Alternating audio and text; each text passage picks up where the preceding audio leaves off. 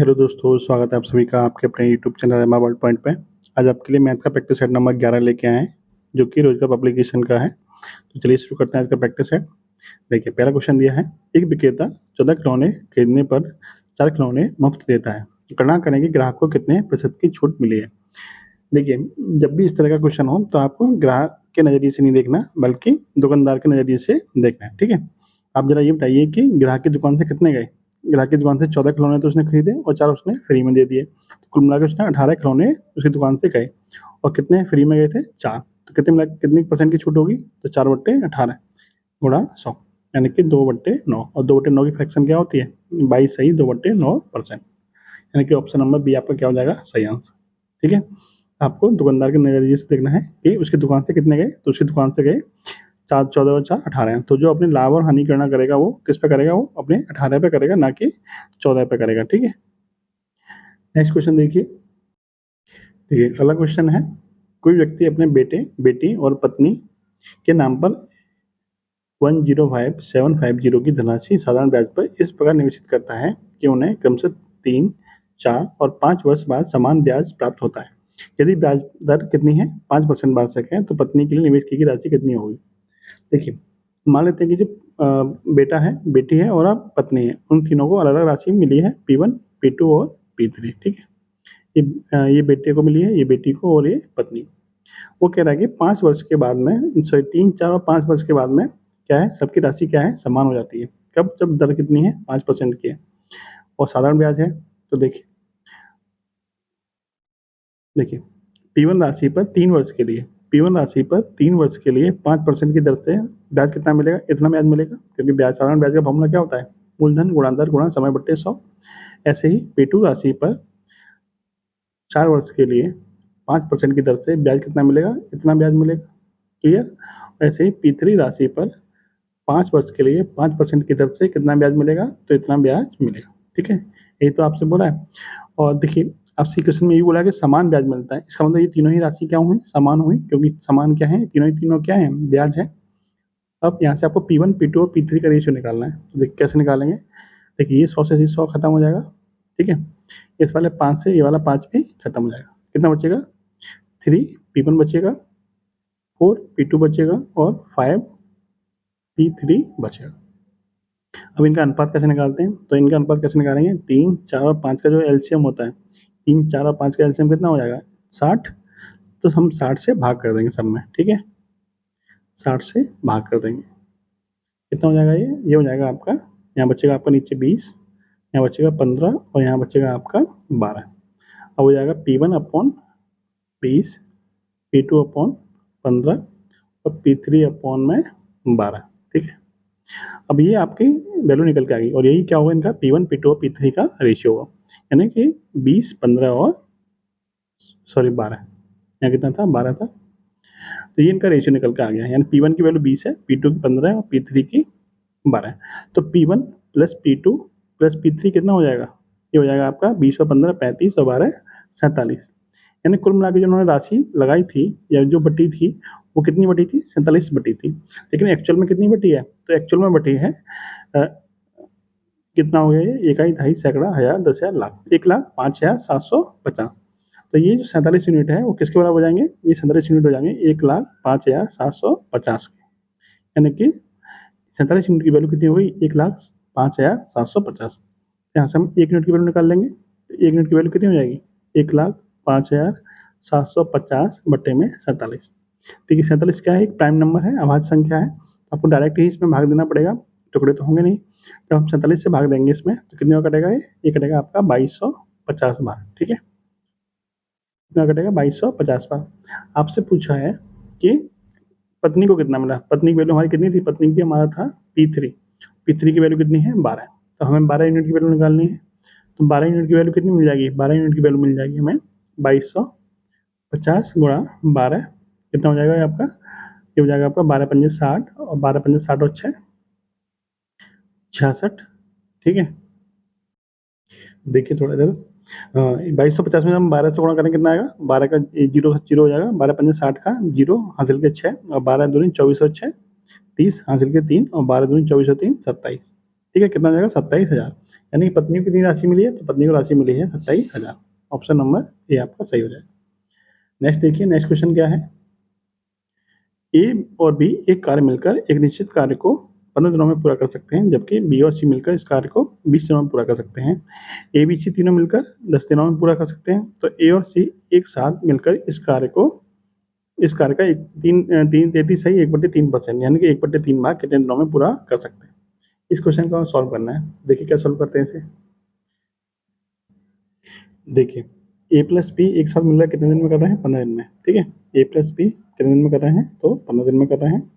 B plus सी कितने दिन में कर रहे हैं, तो 20 दिन में कर रहे हैं। जबकि ए प्लस बी प्लस सी कितने दिन में कर रहे हैं, ये कर रहे हैं आपके 10 दिन में। ठीक है, हमने मान लिया कि तीनों का एलसीएम कितना हो गया, तीनों का एलसीएम हो गया 60। हमने मान लिया टोटल काम कितना है, तो टोटल काम है 60 यूनिट। इसको ए प्लस बी कितने दिन में कर रहे हैं, 15 दिन में। तो एक दिन में कितना काम करेंगे, तो 4 यूनिट काम करेंगे। तो ये 20 दिन में कर रहे हैं, तो एक दिन में करेंगे 3 यूनिट काम। ऐसे ही ए प्लस बी 10 दिन में पूरा काम कर रहे हैं, तो एक दिन में कितना काम करेंगे, 6 यूनिट काम करेंगे। ठीक है, अब जरा ये बताइए कि यदि ए प्लस बी पूरा काम एक दिन में 6 काम कर रहे हैं, ए प्लस बी प्लस सी तीनों मिलकर एक दिन में 6 काम कर रहे हैं, तो जिनमें से बी प्लस सी कितना काम कर रहे हैं, एक दिन में 3 काम कर रहे हैं। तो ए अकेला कितना काम कर रहा होगा, तो ए प्लस बी प्लस सी में से बी प्लस सी घटा देंगे तो ए की वैल्यू निकल के आ जाएगी यहाँ से ए प्लस बी ए की वैल्यू निकल के आ जाएगी 6 माइनस के 3 यानी कि 3, यानी ए का एक दिन का काम निकल के आ गया कितना, 3 यूनिट। ऐसे यहाँ से हमें निकालना है इसमें, यदि ए प्लस बी प्लस सी एक दिन में 6 काम कर रहे हैं और ए प्लस बी एक दिन में कर रहे हैं 4 काम।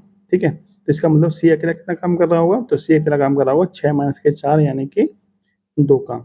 यानी कि सी का एक दिन का काम कितना हो गया, सी का एक दिन का काम हो गया 2 यूनिट और ए का एक दिन का काम कितना हो गया 3 यूनिट, और दोनों का एक दिन का काम कितना हो जाएगा, तो दोनों का एक दिन का काम हो जाएगा 5 यूनिट। ठीक है, आपसे ए और सी का ही तो पूछा है, इसलिए हमने ए और सी का निकाला है। ठीक है, अब देखिए, अब आपसे बोला है कि ए और सी मिलकर दोनों यानी 1/3 भाग, तीसरी सही 1/3% का मतलब कितना होता है, 1/3। टोटल काम का 1/3 यानी 60 का 1/3 कितना हो जाएगा, 60 का 1/3 हो जाएगा आपका 20 काम। ठीक है, यानी कि 20 काम को ए और सी मिलकर कितने दिन में खत्म कर देंगे, तो ए और सी मिलकर एक दिन में कितना काम करते हैं, 5 काम करते हैं। तो 20 काम करने में कितना समय लगेगा, 20/5 यानी कि 4 दिन। ठीक है, ये आपसे पूछा था कि ए और सी मिलकर कितने दिन में खत्म कर देंगे, तो 4 दिन में खत्म कर देंगे। ऑप्शन नंबर डी आपका एकदम सही हो जाएगा। नेक्स्ट देखिए, नेक्स्ट क्वेश्चन क्या है, स्मिता पीहू से तेज है। स्मिता और पीहू प्रत्येक 48 किलोमीटर चलते हैं। उनकी चालों का योग कितना है, 14 किलोमीटर प्रति घंटा है और उनके द्वारा लिए गए समय का योग कितना है, 28 घंटे है।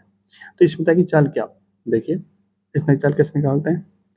देखिए स्मिता क्या है, पीहू से तेज है, यानी स्मिता की चाल क्या होगी, अधिक होगी, क्लियर बात है। अब जरा ये देखिए, अब आपके ऑप्शन पर नजर डालिए। ठीक है, ये 4 ऑप्शन है। अब 4 ऑप्शन में ऐसा ऑप्शन ढूंढिए जिनसे क्या है, जिससे जो दूरी है वो कट जाए, क्योंकि चाल चाल बराबर क्या होता है, चाल बराबर दूरी बट्टे समय होता है। समय आपका पूर्णांक में दे रखा है, ऐसा ऑप्शन ढूंढिए जिससे क्या हो 48 आपका पूरा पूरा कट जाए।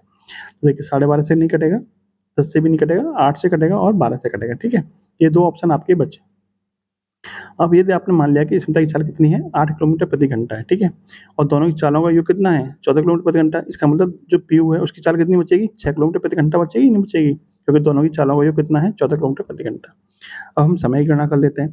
यदि हम स्मिता की चाल मान लें कि 8 किलोमीटर प्रति घंटा है, तो 48 किलोमीटर की दूरी चलने में कितना समय लगेगा, तो समय बराबर क्या होता है, दूरी बट्टे चाल, यानी 48/8 यानी कि 6 घंटे यहाँ लगेंगे।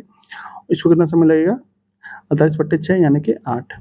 कुल मिला के समय कितना लग रहा है, तो 14 घंटे, जबकि लगना कितना चाहिए, 28 घंटे। इसका मतलब ये हमारा ऑप्शन क्या हो जाएगा, गलत। ये दोनों ऑप्शन तो पहले से ही गलत कर दिए थे हमने। एक ऑप्शन बचा डी, इसको चेक कर लेते हैं। यदि हमने मान ली कि स्मिता की चाल कितनी है, 12 किलोमीटर प्रति घंटा, तो पीयू की चाल कितनी बचेगी, 2 किलोमीटर प्रति घंटा, क्योंकि दोनों का योग कितना है, 14 किलोमीटर प्रति घंटा। ठीक है, अब 12 के हिसाब से कितना समय लगेगा, तो 48/12 यानी कि 4 घंटे यहाँ लग जाएंगे।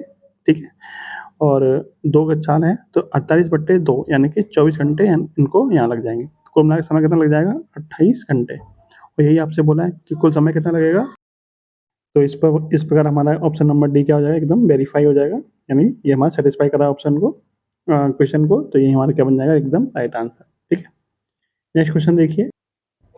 क्वेश्चन है आपका, यदि एक त्रिभुज की एक भुजा 7 है, इसका परिमाप कितना है, 18 है, और क्षेत्रफल कितना है, √में 108 के बराबर है, तो अन्य दो भुजाओं के मान ज्ञात कीजिए। तो देखिए आपने हीरोन फॉर्मूला पढ़ा होगा, यदि किसी त्रिभुज की भुजाएं क्या है, ए बी और सी है, तो उसका अर्ध परिमाप कितना होता है? अर्ध परिमाप होता है a प्लस बी प्लस सी बटे में 2, जिसको हम s से दर्शाते हैं। और इसके अलावा क्षेत्रफल क्या होता है? तो क्षेत्रफल बराबर होता है अंडर रूट में s माइनस के a, s माइनस के b और s माइनस के c। ठीक है, ये फॉर्मूला हम इसमें लगाएंगे। इस फॉर्मूले लगा के हम अपनी साइड निकालेंगे ऑप्शन की सहायता से। ठीक है, अब देखिए जो ऑप्शन में पॉइंट वाला है इसको तो छोड़ दीजिए, ये आपका आंसर नहीं हो सकता क्योंकि आप आंसर आपका पूरा पूरा दे रखा है। क्लियर। अब सबसे पहले हम उठाते हैं 6 और 5 को। एक वजह हमारी 7 दे रखी है, दो वजह हमारी हो जाएंगी 6 और 5। देखिए आपको पता है कि परिमाप दे रखी है कितनी? 18। तो हमारी एस की वैल्यू कितनी आ जाएगी? एस की वैल्यू परिमाप यानी कि 9 आ जाएगी। क्लियर है। अब एक वजह हमने ले ली 7, एक ले ली, दो दे रखी है आपकी 6 और 5। ठीक है, इन तीनों को लेके हम अपने क्वेश्चन को सेटिस्फाई करते हैं। देखिए एस की वैल्यू कितनी है? 9। क्लियर। तो 9 रखिए यहाँ पे। 9 में से ए यानी कि 7 घटाएंगे कितना बचेगा? 2। 9 में से बी यानी कि 6 घटाएंगे कितना बचेगा? 3। और 9 में से 5 घटाएंगे यानी कितना बचेगा? 4। हमने गुणा करके देखिए, 4 12 दूनी 24, 24 निम्मा कितने होते हैं? 24 निम्मा 216। अंडर में कितना आ जाएगा? 216। जबकि हमें चाहिए कितना? अंडर में 108। तो इसका मतलब ये हमारा आंसर नहीं होगा। ऑप्शन नंबर ए भी हमारा गलत हो गया। ऑप्शन नंबर सी चेक करते हैं। ऐसे ही जल्दी चेक कर लेंगे, ज़्यादा टाइम नहीं लगेगा आपको। ठीक है, एस कितना है? एस तो हमारा 9 ही रहेगा, जबकि भुजाएं कितनी है हमारी? 7 और 4। तो यहाँ पर हो जाएगा 7, 7 और 4। क्लियर। चेक करिए, तो पहले आ जाएगा एस यानी कि 9। 9 में 7 गया 2, फिर 9 में 7 गया फिर 2, 9 में से 4 गया तो 5, यानी 5 दूनी 10, 10 दूनी 20 निम्मा 180, यानी कितना हो जाएगा अंडर में 180। तो ये भी हमारा आंसर नहीं होगा। ऑप्शन नंबर डी का हो जाएगा हमारा राइट आंसर बन जाएगा। इसको चेक भी कर लेते हैं। देखिए भुजाएं क्या क्या हो जाएंगी? 3, 8 और 7, यानी कि 7, 3 और 8। क्लियर। इसको चेक करके देखते हैं। तो अंडर में एस यानी कि 9, एस माइनस के ए यानी कि 2, एस माइनस के बी यानी कि कितना हो जाएगा? 9 में से 3 हो जाएगा 6, और एस माइनस के सी यानी कि 9 माइनस का 8 यानी कि 1, कितना हो जाएगा? 1 के 6, 6 दूनी 12, 12 नंबर 108, अंडर में 108। तो यही आपसे बोला था कि एरिया कितना निकल गया है उसका? 108। तो ये हमारे क्वेश्चन को क्या कर रहा है? सेटिस्फाई कर रहा है। तो ये हमारा क्या बन जाएगा? Right answer. ठीक है। इसका दूसरा तरीका क्या है? इसका दूसरा तरीका आपको लॉन्ग पड़ेगा कि आपको एक वजह आपने मान ली 7, एक तो दे रखी 7, एक आप ए मानेंगे तो दूसरी कितनी हो जाएगी? दूसरी हो जाएगी आपकी 11 माइनस के ए। ठीक है, फिर तीनों का जोड़ कितना हो जाएगा? तीनों जोड़ आपका 18 बैठेगा, जो कि आपकी परिमाप के बराबर है। फिर आप वहाँ से द्विघात समीकरण बनाएंगे, फिर आपको वहाँ से वैल्यू निकालनी पड़ेगी, तो आपका टाइम ज़्यादा खराब होगा। नेक्स्ट देखिए, नेक्स्ट क्वेश्चन क्या कह रहा है? 3 समान आकार की बोतलों में दूध और पानी भरा हुआ है, उसका अनुपात क्या है? 2:3, 1:2 और 4:3। इन तीनों बड़ी बोतलों को एक बड़ी बोतल में उड़ेला जाता है, तो बड़ी बोतल में दूध और पानी का अनुपात क्या होगा?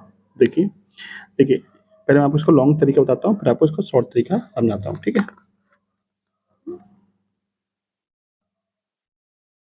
देखिए तीन बोतल है। पहली में कितना है? 2:3 है, दूसरी में 1:2 है, और तीसरी में कितना है? 4:3 है। चूंकि तीनों में क्या है? समान आकार है, तीनों का आकार क्या है? समान है, तो इनका वॉल्यूम भी समान होना चाहिए। जबकि यहाँ पे कितना है? 2, 3, 5 है, यहाँ कितना है? 3 है, और यहाँ कितना टोटल एरिया, टोटल वॉल्यूम कितना है? 7। तो इनका वॉल्यूम समान कैसे होगा? तो इनका एलसीएम यानी कि 5, 15, 7, 105, 105। इनका समान वॉल्यूम बनाना है आपको, 105 बनाना है। तो कैसे बनाएंगे? अब इनका कितना है? 5 है, तो आपको 21 से गुणा करना पड़ेगा, है ना। 5 से भाग देंगे 21 बार, 21 से गुणा कर दीजिए इसमें। जब हम इसमें 21 से गुणा करेंगे, इसमें कितने से करेंगे? 3 से कितने बार कटेगा? 35 बार। इसमें करेंगे हम 35 से गुणा, इसमें करेंगे 7 से कटेगा 15 बार, इसमें करेंगे 15 से गुणा। तो इनका तीनों का वॉल्यूम क्या हो जाएगा? आयतन क्या हो जाएगा? इनका समान हो जाएगा। देखिए 21 दूनी 42, 21 तिया 63। ठीक है, ऐसे ही यहाँ देखिए 35 से कम 35, और 35 दूनी 70। ऐसे यहाँ पे 15 चौका 60, और 15 तिया 45। ठीक है, ये इनका नया रेशियो बन गया। इसमें से पहला वाला क्या है? पहला वाला आपका दूध है, दूसरा वाला क्या है? दूसरा वाला पानी है। अब जब इन तीनों को मिला देंगे नई बोतल में, तो नई बोतल में मिलाने के बाद इनका वॉल्यूम कितना बन जाएगा? तो पानी, दूध का दूध जोड़ लीजिए, पानी का पानी जोड़ लीजिए, तो कितना हो जाएगा? ये हो जाएगा आपका 7, तो यहाँ पर जाएगा 4 और 3 7 और 6 13। ठीक है, तो इधर कितना हो जाएगा? ये हो जाएगा आपका 8, और 7 और 6 13 और 4 17। ठीक है, इतना ही होगा ना, 7 और 6 13, 13 और 6 17, यानी 137 रेशियो 178। ये आपका क्या बन जाएगा? Right option. ऑप्शन देख लेते हैं हम कौन कौन से दे रखे हैं आपके। देखिए ये ऑप्शन दे रखे हैं, हमारा कितना आया था 137:178 आया था, तो हमारा ऑप्शन नंबर ये क्या हो जाएगा, एकदम सही आंसर। अब इसका शॉर्ट तरीका क्या होगा, इसका शॉर्ट तरीका मैं आपको ये बताने वाला हूँ। देखिए दोबारा दिखा देता हूँ आपको क्वेश्चन को। देखिए ये क्वेश्चन है, ठीक है। 3 समान आकार की बोतलों में दूध और पानी का अनुपात क्या है, 2:3, 1:2 और 4:3 है, ठीक है। यानी ये अनुपात है। तो देखिए इसका वॉल्यूम कितना हो गया 5, इनका वॉल्यूम कितना हो गया 3, इनका वॉल्यूम कितना है टोटल 7, यानी 7 और 3 10 और 3 10 और 5 15, यानी कुल मिला के इनका जो वॉल्यूम है वो कितना है 15 है, ठीक है। अब जब इनको मिलाया जाएगा आपस में मिलाया जाएगा तो वॉल्यूम तो आपका 15 यूनिट ही रहेगा ना। जब तीनों को आपस में मिला दिया जाएगा तो टोटल वॉल्यूम कितना रहेगा 15 यूनिट रहेगा, इससे ज़्यादा तो होगा नहीं। आपस में जब मिलाएंगे इनको, इसका 5 यूनिट है, इसका 3 यूनिट है, इसका 7 यूनिट है, जब इनको आपस में मिलाएंगे तो इनका टोटल वॉल्यूम कितना रहेगा, टोटल जो इनका वॉल्यूम रहेगा, आयतन जो रहेगा वो कितना रहेगा 15 यूनिट रहेगा। इसका मतलब जो हमारा आंसर होना चाहिए वो 15 का या तो कोई गुणक होना चाहिए या फिर 15 के फैक्टर, यानी कि 3 और 5 से वो संख्या कटनी चाहिए, उनका टोटल जो वॉल्यूम कटना चाहिए वो 3 और 5 से कटना चाहिए, ठीक है। चेक कर लेते हैं। अब देखिए आप पहले सबसे पहले हम अपने जो आंसर निकल के आए उसकी चेक कर लेते हैं। तो देखिए इसका टोटल वॉल्यूम कितना है, तो इसका टोटल वॉल्यूम है आपका, जोड़ लीजिए इसको, 7 और 8 15 और 17 और 13 20 और 1 21, इतना ही होगा नहीं, 31, सॉरी 315। क्लियर। देखिए ये हमारा इतना निकल के आया था वॉल्यूम टोटल। अब देखिए ये 3 से कट रहा है तो ये 3 से भी कट रहा है, 5 से कट रहा है, 5 से भी कट रहा है, अब दोनों के मल्टीपल यानी कि 15 से भी कट रहा है, 15 से भी कट रहा है। अब हम आपके ऑप्शन चेक करा देते हैं। देखिए ये आपके चारों ऑप्शन है। अब चारों ऑप्शन चेक कर लीजिए। देखिए ये तो मैंने आपको चेक करा दिया, तो हमारा राइट आंसर बन ही गया। इसको चेक कर लीजिए। 7 और 7 14, यानी इकाई का अंक कितना आ रहा है 4, तो ये 5 से नहीं कटेगा, कॉमन सी बात है। 9 और 7 16, 6 आ रहा है इकाई का अंक, यानी कि हमारा 5 से नहीं कटेगा, और 5 और 8 13, 3 आ रहा है इकाई का अंक, यानी कि हमारा 5 से नहीं कटेगा। एक ही ऑप्शन ऐसा है जो हमारा सेटिस्फाई कर रहा है, तो ये हमारा क्या बन जाएगा राइट आंसर, ठीक है। शॉर्ट में आप आराम से इसको कर सकते हैं।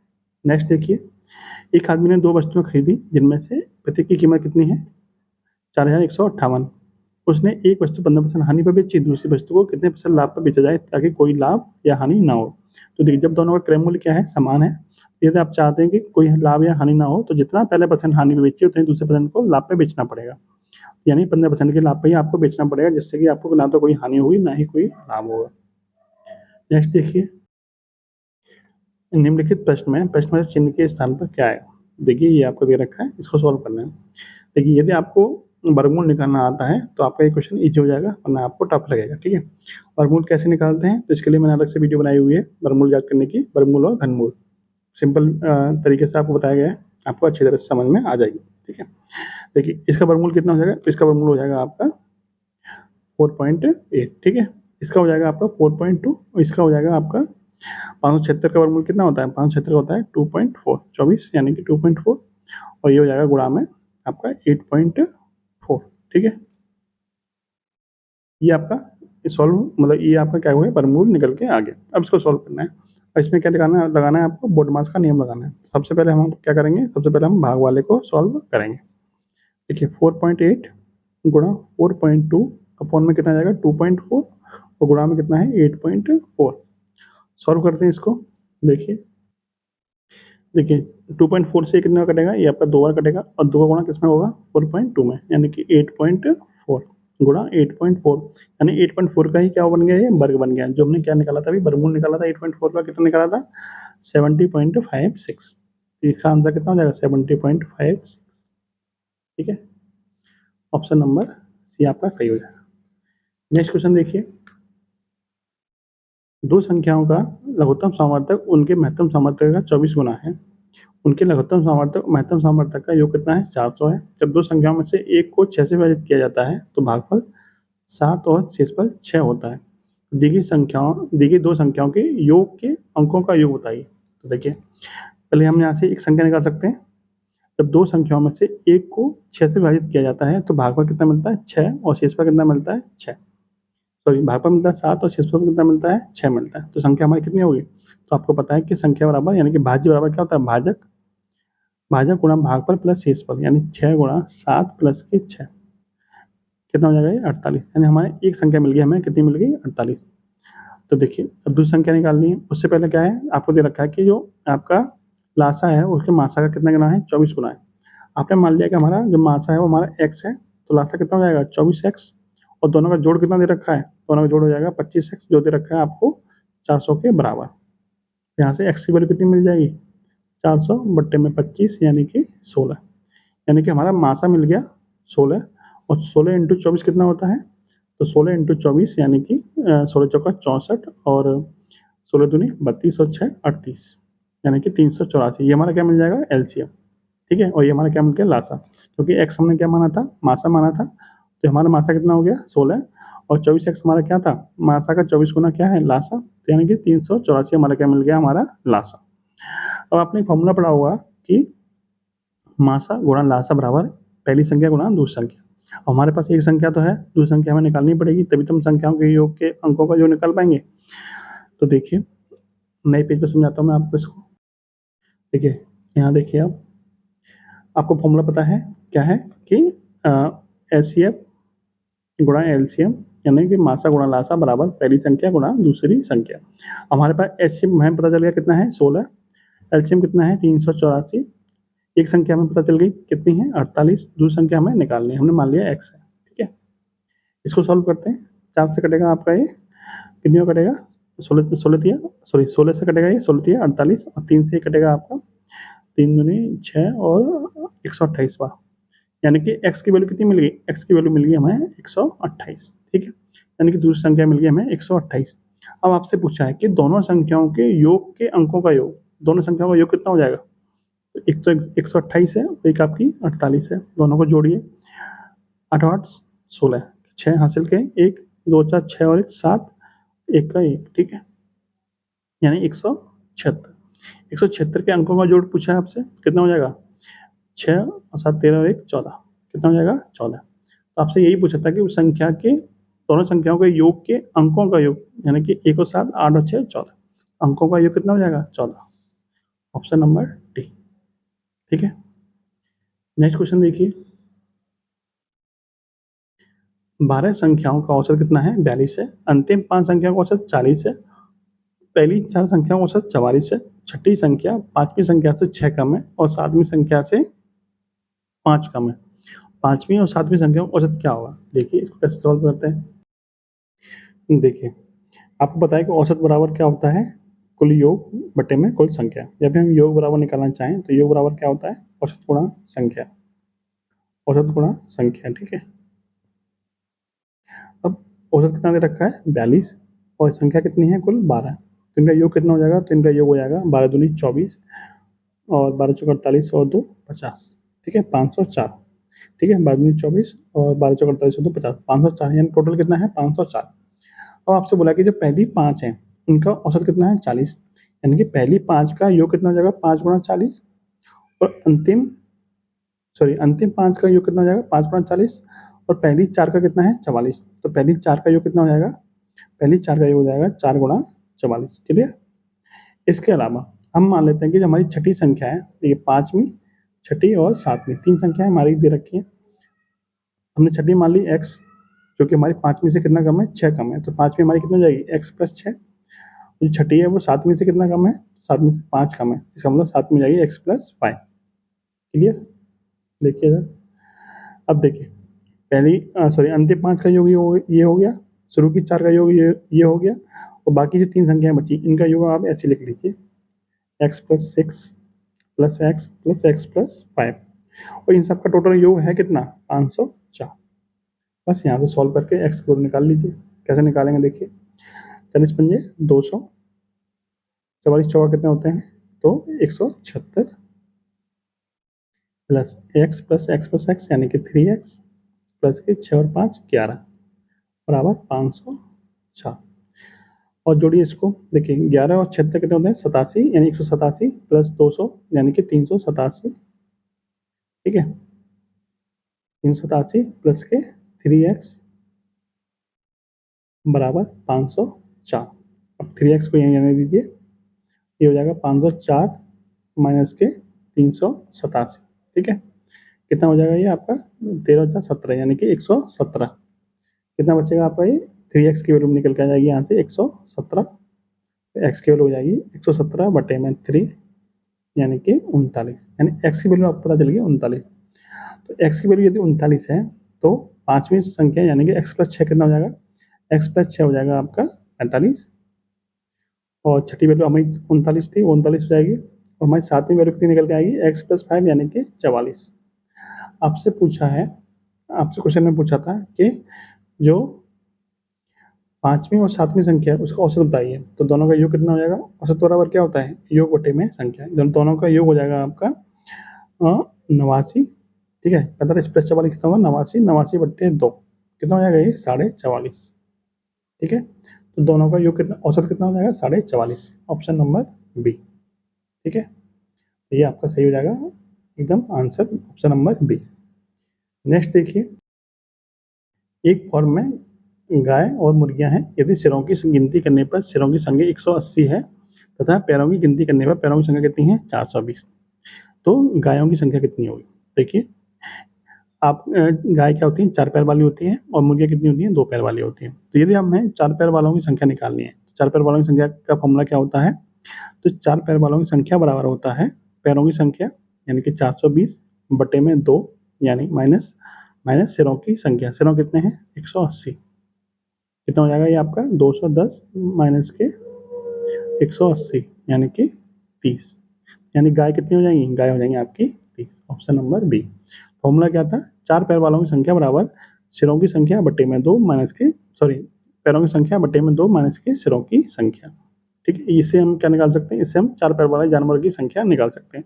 यदि मान लीजिए 2 पैर वाले जानवर निकालने होते तो सिरों की संख्या में से जो 4 पैर वाली संख्या निकल के आई उसको माइनस कर देंगे, यानी कि मुर्गियां कितनी हो जाएंगी 180 माइनस के 30 यानी कि 150, यानी मुर्गियां कितनी है 150 और गाय कितनी है, गाय है आपकी 30, ठीक है।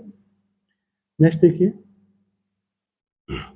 सेना का एक जनरल 36,562 सेना के जवानों से एक वर्ग बनाना चाहता है, वर्ग के रूप में व्यवस्थित करने के बाद उसने पाया कि कुछ सेना के जवान बच गए हैं, तो सेना के कितने जवान बच गए थे ये आपको बताना है। तो देखिए इस वाले सवाल में क्या करना होता है, हमें भाग विधि से इसका वर्गमूल निकालना होता है, ठीक है, जो हमारा शेष बचता है वही हमें हमारा आंसर निकल के आ जाता है। देखिए कैसे निकालते हैं इसको, देखिए संख्या दे रखी है 36,562, ठीक है, इसको हमें भाग विधि से निकालना है इसका, ठीक है, तो देखिए इसको यहाँ रखिए, इसको ऐसे रखिए, ठीक है, देखिए थोड़ा गलत हो गया है, इसको दोबारा बना लेते हैं, देखिए दोबारा बनाते हैं, देखिए 36,562, ठीक है, अब हमें दाईं तरफ से जोड़ा बनाना होता है, एक जोड़ा कितना बचा 3, अब हमें ऐसी संख्या ढूंढनी है कि जिसका वर्ग 3 से कम हो, तो एक का वर्ग 3 से कम होता है, तो एक यहाँ रखिए और एक आप यहाँ रखिए, ठीक है, एक कम एक कितना आ गया 1, जितना हमने यहाँ लिखा है उतना ही इसके नीचे लिखते हैं, ठीक है, और यहाँ लगाते हैं प्लस का चिन्ह, तो देखिए 3 में से 1 गया कितना बचा 2, अब हम पूरे जोड़े को उतारेंगे, कितना हो जाएगा उतरेगा ये आपका उतरेगा 65, ठीक है, अब एक और एक 2, ठीक है, अब हमें यहाँ पे ऐसी संख्या रखनी है कि ऐसी संख्या रखनी है यहाँ पे कि उसका उस पूरी संख्या में गुणा करने के बाद 265 से कम आए, तो देखिए कैसे पता करेंगे, तो देखिए 2 का भाग करेंगे हम 26 में, तो कितने बार जाएगा 13 बार, यानी कि 10 से ज़्यादा बार आ रहा है, तो हम यहाँ 10 संख्या तो रख नहीं सकते, हमें एक ही अंक में रखनी पड़ेगी, तो हम यहाँ पर रख सकते हैं कितना 9, तो हमें यहाँ पे भी 9 रखना पड़ेगा और इसके बटे में भी यहाँ पे 9 रखना पड़ेगा, ठीक है। अब देखिए 9 का गुणा करिए इस 29 में, 29 निम्मा कितना होता है तो 261, ठीक है, कितना बच्चा यहाँ पे 4 बच्चा, यहाँ जोड़ेंगे कितना हो जाएगा ये 38, क्लियर, अब कितना उतारेंगे 62, ठीक है, अब हम 38 के बाद में यहाँ पे ऐसा कितना रखेंगे 462 से हमें कम संख्या मिले, तो आपको एक ही ऑप्शन है, हम यहाँ पे एक रख सकते हैं, क्योंकि 2 रखेंगे तो 382 दूनी तो 462 से ज़्यादा हो जाएगा, तो यहाँ पे एक ही रख सकते हैं, ठीक है, कितना हो जाएगा यहाँ पे भी एक आएगा और यहाँ पे जाएगा 381, माइनस करेंगे कितना बचेगा यहाँ पे 81, ठीक है, तो ये जो संख्या आपकी बची 81, ठीक है, क्योंकि अब यहाँ पे आगे संख्या तो खत्म होगी, कुछ उतार नहीं सकते, कितना बचा 81, यही आपका क्या बन जाएगा आपका राइट आंसर, ठीक है, ये क्या बन जाएगा आपका आंसर। तो आप कितने शेष बच जाएंगे वर्ग बनाने पे, तो वर्ग बनाने पे 81 शेष आपके बच जाएंगे, ठीक है, और किस संख्या और इसका जो वर्ग बनेगा वो कितने का बनेगा, तो वर्ग बनेगा आपका जो ऊपर संख्या निकल के आएगी उसका वर्ग बनेगा, यानी 191 का वर्ग बनेगा, बाकी अलावा कितने बस शेष बच जाएंगे, तो 81 आपके शेष बच जाएंगे, ठीक है, option number C. Next question है, ए ने 54,000 की पूंजी के साथ एक व्यापार आरंभ किया और बी और सी को, आगे क्वेश्चन देखता हूँ दिखाता हूँ आपको, क्रमशः 4 और 6 महीने के बाद इस व्यवसाय में शामिल किया। वर्ष के अंत में लाभ को 1:4:5 के अनुपात में विभाजित किया गया। बी और सी द्वारा निवेशित की गई पूंजी के बीच कितना अंतर है, ये आपको बताना है। देखिए देखिए इनके द्वारा लगाई गई पूंजी क्या है, ए बी सी है, ए बी और सी। इन तीनों का जो अनुपात होगा वो किस अनुपात में, उसका अनुपात क्या होगा कि इनके द्वारा जो लाभ बटाए यानी 1:4:5, इनके द्वारा जो लाभ बटा है यानी कि इनके द्वारा लगाई गई राशि बराबर होता है लाभ बटे में इनके द्वारा लिया गया समय। समय कितना लगाया, तो ए ने लगाया पूरे 12 महीने के लिए, बी ने लगाया है ये कम से 4 और 6 महीने के बाद आई, इसका मतलब इसने 8 महीने लगाया है और इसने 6 महीने के लिए लगाया। तो इनकी जो राशियों का अनुपात होगा वो होगा 1/12 अनुपात 4/8 अनुपात 5/6। ठीक है, ये इनकी राशियों का अनुपात होगा, यानी इस अनुपात में उन्होंने राशि इन्वेस्ट की होगी। अब इसको चेक कर लेते हैं। देखिए ये हो जाएगा आपका 2/4। ठीक है, और तो कुछ होगा नहीं, इसको और सिंप्लीफाई कर लेते हैं। तो देखिए 12, 6 और 4 का एलसीएम होता है 12, तो 12 से गुणा कर दीजिए। यहाँ हो जाएगा आपका 1 और यहाँ हो जाएगा आपका सॉरी ये तो अभी आपका और कट जाएगा, 2 बार और कट जाएगा। यहाँ हो जाएगा आपका 6 और यहाँ हो जाएगा आपका 10। ठीक है, यानी कि इनके द्वारा लगाई गई राशियों का अनुपात कितना हो जाएगा, इनके द्वारा लगाई गई राशियों का अनुपात हो जाएगा 1:6:10। लेकिन आपको क्वेश्चन में दे रखा है कि जो ए है उसने कितनी राशि लगाई है, उसने राशि लगाई है 54,000। और आपसे क्वेश्चन में पूछा है कि बी और सी के द्वारा लगाई गई राशियों के बीच अंतर कितना है। इनके बीच अंतर कितना है, 4 यूनिट का, जबकि 1 यूनिट की वैल्यू कितनी है 54,000, तो 4 यूनिट की वैल्यू कितनी हो जाएगी 54,000 गुना 4 यानी कि 2,16,000। ठीक है, तो ये आपका क्या बन जाएगा right answer, option number A. Next question देखिए, एक टूर्नामेंट में एक टीम ने अब तक 40 मैच खेले हैं और उनमें से 30% मैच जीते हैं। यदि वह शेष बचे मैचों में से 60% जीतते हैं तो उनका कुल जीत प्रतिशत 50% होगा। मान लीजिए कि वे शेष बचे 90% मैच जीत जाते तो कुल जीत प्रतिशत कितना होता। देखिए 30% मैच जीते हैं कितने में से, 40 में से, और शेष मैचों में कितना मैच जीते हैं 60%, और ओवरऑल कितने जीते हैं वो 50%। एलिगेशन मेथड लगाइए इनमें। देखिए यहाँ बचेगा आपका 10% और यहाँ बचेगा आपका 20%। इनका रेशियो कितना हो जाएगा 1:2। ठीक है, यानी कि शुरू में जो 1 यूनिट की वैल्यू कितनी है 40, तो 2 यूनिट की वैल्यू कितनी हो जाएगी 80। यानी कि शेष मैच कितने थे 80 मैच थे, और 40 मैच में से कितने जीते थे 30% जीते थे, यानी कि 40 का 30% यानी कि 12 मैच वो शुरू में जीते थे, और 80 का 60% यानी कि 8 से 48 मैच उन्होंने बाद में जीते थे। लेकिन वो कह रहा है कि यदि वो शेष मैचों में से 90% जीत जाते तो यानी कि 80 का 90% कितना होगा, 80 का 90% यानी कि 80 का 90% यानी कि 72। ठीक है, कितना हो जाएगा 72, यानी वो शेष जो मैच बचे थे 80 उनमें से 72 मैच जीत जाते तो परसेंटेज कितना मैच जीतते। देखिए 72 मैच तो वो बाद में जीते और शुरू में कितने जीते थे 12, तो 12 प्लस 72 और कुल मैच थे कितने 40 प्लस 80 यानी कि 120। कितना परसेंट हो जाएंगे, गुणा कर देंगे 100 का। 12 और 72 कितने होते हैं 84, 84 बट्टे में 120 गुणा 100। ठीक है, 0 से 0, 12 से 84, 7 गुणा 10 यानी कि 70%। ठीक है, यानी कि यदि वो शेष बचे मैचों में से 90% मैच जीतते तो वो ओवरऑल 70% मैच जीत जाते। ठीक है, ऑप्शन नंबर बी। नेक्स्ट है, मीनू की आयु यदि 38 वर्ष है, उसकी पुत्री की आयु 8 वर्ष है, तो कितने वर्षों में मीनू अपनी पुत्री की आयु की दोगुनी हो जाएगी। आप इस सवालों में ऑप्शन की सहायता ले सकते हो। देखिए पहला ऑप्शन है 22 साल के बाद मीनू कितने साल की हो जाएगी, 22 और 38 60, और 22 साल के बाद उसकी लड़की कितनी साल की हो जाएगी 8 और 22 30, तो ये कितना हो जाएगा दोगुना हो जाएगा। आपसे यही बोला है कि मीनू की आयु अपनी पुत्री की आयु की दोगुनी हो जाएगी। इसका मतलब ऑप्शन नंबर यहाँ पर क्या है, क्वेश्चन को सेटिस्फाई कर रहा है, यही आपका राइट आंसर बन जाएगा। नेक्स्ट क्वेश्चन देखिए, पाइप ए बी और सी किसी टंकी को क्रमशः 20, 30 और 60 घंटे में भर सकते हैं। पाइप ए बी सी को एक ही दिन सुबह क्रमशः 7 बजे, 8 बजे और 9 बजे खोला गया तो टंकी कितने बजे पूरी तरह से भर जाएगी। देखिए ए बी और सी, ठीक है, 3 पाइप हैं, आपको पता है ए 20 घंटे में भर रहा है, ये 30 घंटे में, और ये आपका 60 घंटे में भर रहा है। तीनों का एलसीएम हमने मान लिया 60, टंकी कितने लीटर की है तो 60 लीटर की है। यदि ये 20 घंटे में पूरी टंकी भर रहा है तो 1 घंटे में कितने यूनिट भरेगा, 3 यूनिट भरेगा, और ये 1 घंटे में 2 यूनिट भरेगा और 1 घंटे में 1 यूनिट भरेगा। अब आपसे बोला कि जो टंकी है तीनों, ठीक है, जो तीनों टंकी हैं वो पहली टंकी 7 बजे खोली जाती है, ये 8 बजे, और ये आपकी 9 बजे। तो 9 बजे तक ये जो पहली दोनों टंकी है इन्होंने कितना लीटर पानी भर दिया होगा? तो देखिए ये जो पहली टंकी है वो 1 घंटे में कितना भर रही है? 3 लीटर। तो 9 बजे तक कितना भर देगी ये? 2 घंटे में, यानी कि 6 लीटर भर देगी। ठीक है, और ये जो बी है ये 1 घंटे में भरती है 2 लीटर। तो 8 बजे से लेकर 9 बजे तक कितना भर देगी ये? 2 लीटर। इसका मतलब ये 9 बजे तक ये दोनों टंकियाँ मिलके कितना भर देंगी? तो 9 बजे तक भर देंगी आपका 8 लीटर भर देंगी। लेकिन टंकी कितने लीटर की है? तो टंकी आपके 60 लीटर की। तो बचा कितना? 60 माइनस के 8 यानी कि 52 लीटर अभी भी टंकी भरनी है। 52 लीटर को कौन भरेगा? अभी 9 बजे तक तीनों पहुंच गए, अब तीनों एक साथ भरेंगे 9 बजे तक। तो तीनों 1 घंटे में कितना भरती हैं? तीनों 1 घंटे में भरती हैं। 3 और 2 5 और 1 6। तो 1 घंटे में भरती हैं तीनों मिलके 6 लीटर। तो 52 लीटर को भरने में कितना समय लगेगा? तो 52/6, यानी कि 8 सही 4/6। 4/6 का मतलब 8 घंटे और 40 मिनट, क्योंकि यहाँ 60 से गुणा कर देंगे मिनट में चेंज करने के लिए। 10 10 चौक 40, 8 घंटे 40 मिनट, यानी कि 9 बजने के बाद में इसको 8 घंटे 40 मिनट और लगेंगे। तो कुल मिला के टंकी कितने बजे भरी जाएगी? तो 9 बजे से लेके 8 घंटे 40 मिनट को ऐड कर दीजिए, कितना हो जाएगा ये हो जाएगा 5:40। ठीक है, ऑप्शन नंबर कितना है? Option number B. Next question देखिए, एक स्टीमर और एक मोटर बोट एक बंदरगाह और घाट के बीच की दूरी कितनी है? 7 घंटे 20 मिनट और 10 घंटे 40 मिनट में तय करते हैं। तो उनकी गतियों का अनुपात बताइए। देखिए जब दूरी क्या है? निश्चित है।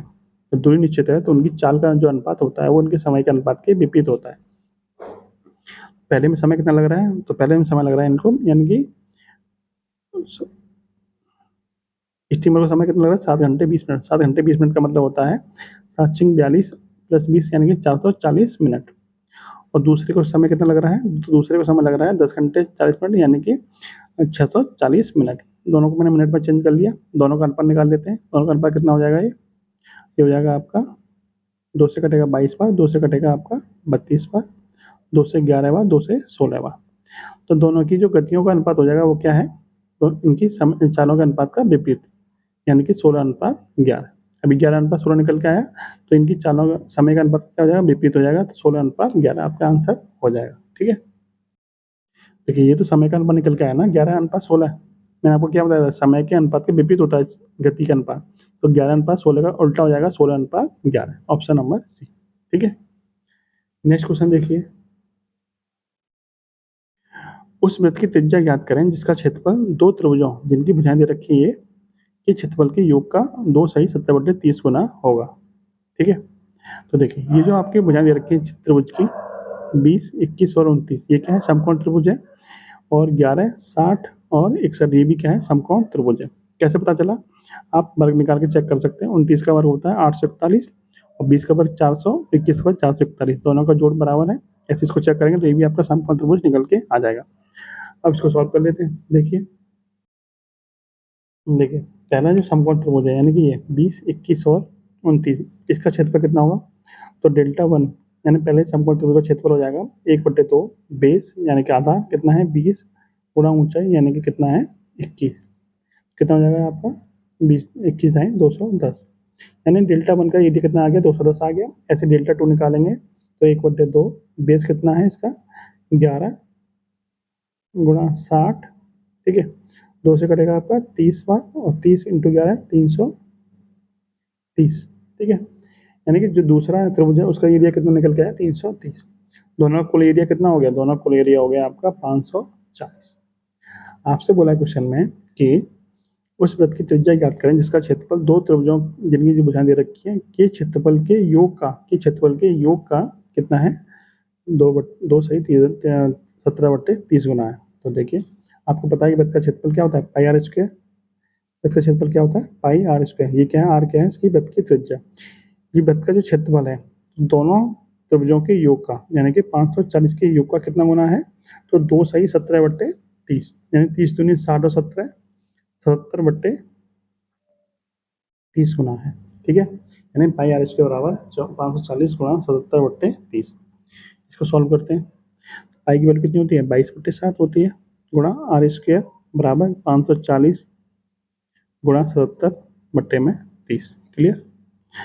अब देखिए 11 से कटेगा 2 बार और 11 से कटेगा आपका 7 बार। क्लियर? और देखिए 0 से ये 0 खत्म, 3 से कटेगा 18 बार, और कोई बच्चा 2 से कटेगा आपका ये 9 बार। तो ऊपर बचा, ये बचा, इधर बचा आर स्क्वायर बट्टे में 7, ठीक है, आर स्क्वायर बट्टे में 7, इधर कितना बचेगा, यहाँ बचेगा 9 गुणा 7, अभी 7 इधर जाएगा तो कितना हो जाएगा, आर स्क्वायर बराबर 9 गुणा 7 गुणा 7। तो आर की वैल्यू कितनी हो जाएगी, आर की वैल्यू हो जाएगी आपकी अंडर में 9 गुणा 7 गुणा 7। तो यहाँ से 7 बाहर आ जाएगा एक, और 9 का वर्गमूल 3 बाहर आ जाएगा, कितना हो जाएगा 21। इसका मतलब त्रिज्या कितनी होगी, त्रिज्या होगी आपकी 21, 21। Option number A. Next question देखिए, रजनीश योजना ए में तीन वर्ष के लिए पी निवेश करता है जो 12% बाद से साधारण ब्याज देता है। वह योजना बी में भी 2 वर्ष के लिए पी प्लस 400 रुपये निवेश करता है जो 10% चक्रवृद्धि ब्याज देता है।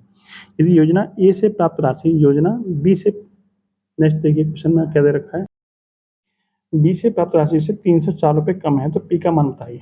ठीक है, देखिए सॉल्व कैसे करते हैं इसे। देखिए क्वेश्चन में बोला कि जो रजनीश है वो ए योजना में 3 साल के लिए 12% दर से निवेश करता है। तो 3 साल के लिए 12% दर से निवेश करता है राशि पी को। ठीक है, तो ब्याज कितना मिल जाएगा, मूलधन गुना दर गुना समय बट्टे 100, यानी कि ब्याज मिल जाएगा आपको 0.36 पी। ठीक है, तो कुल राशि कितनी हो जाएगी, पी राशि उसके पास पहले से थी, इतना ब्याज मिल गया तो राशि कितनी होगी 1.36 पी राशि हो गई, ये साधारण ब्याज की दर से योजना ए में। अब योजना बी में कितनी राशि लगाता है, तो योजना बी में राशि लगाता है पी प्लस 400।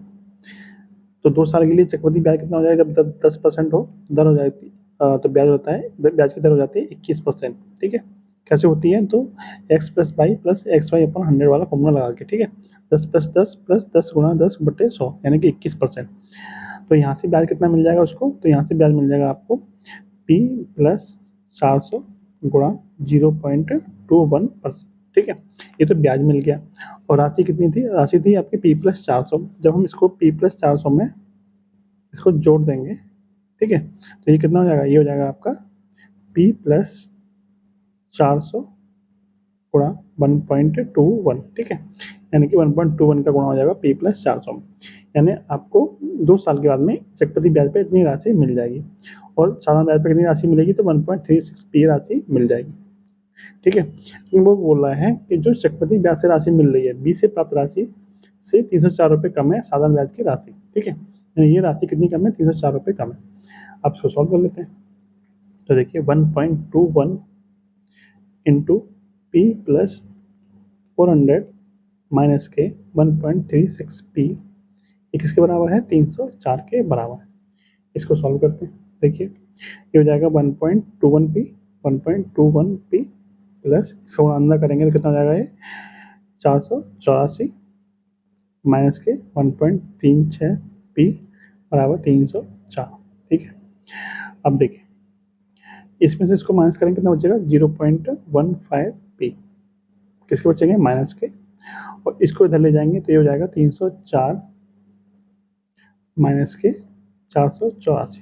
ठीक है, कितना बचेगा, ये बचेगा आपका, इसमें से इसको माइनस करेंगे तो माइनस का बचेगा आपका ये हो जाएगा 8 और ये आपका 180, यानी 0.15 पी बराबर, ये भी माइनस का था तो माइनस से माइनस खत्म हो जाएगा, 0.15 पी बराबर 180। तो पी बराबर यहाँ से मिल जाएगा आपको 180 बटे में 0.15। अब पॉइंट हटाएंगे तो 00 ऊपर आ जाएगा, 15 से कटेगा आपका ये 12 बार, 12 इंटू 00 तो ये हो जाएगा आपका 1200, यानी राशि हमारी कितनी मिल गई, राशि हमारी मिल गई 1200। तो आपसे यही पूछा था कितनी राशि होगी, तो राशि हमारी हो जाएगी 1200, ऑप्शन नंबर ए। और लास्ट क्वेश्चन देखिए आज का। देखिए ये हिस्टोग्राम दे रखा है और आपसे क्वेश्चन पूछा है कि 165 से 170 सेंटीमीटर वर्ग अंतराल की ऊंचाई वाले विद्यार्थियों की संख्या 150 से 155 वर्ग अंतराल वाले ऊंचाई वाले विद्यार्थियों की संख्या से कितने प्रतिशत कम है। तो जरा ये बताइए कि 165 से 170 वाले कितने हैं, 165 से 170 वाले हैं 14, ठीक है, कितने हैं 14, और 150 से 155 वाले कितने हैं, तो 15, 15 से 14 कितना कम है, तो 15 से 14 कम है 1। ठीक है, आपसे यही पूछा था कि जो 1 है वो 15 का कितना परसेंट कम है, गुणा कर देंगे 100 का, कितना हो जाएगा 1/15 कितना होता है, 6.7% के बराबर, ऑप्शन नंबर ए। ये थी आज की वीडियो, आपको कैसी लगी कमेंट बॉक्स में जरूर बताइएगा। जय हिंद, जय भारत।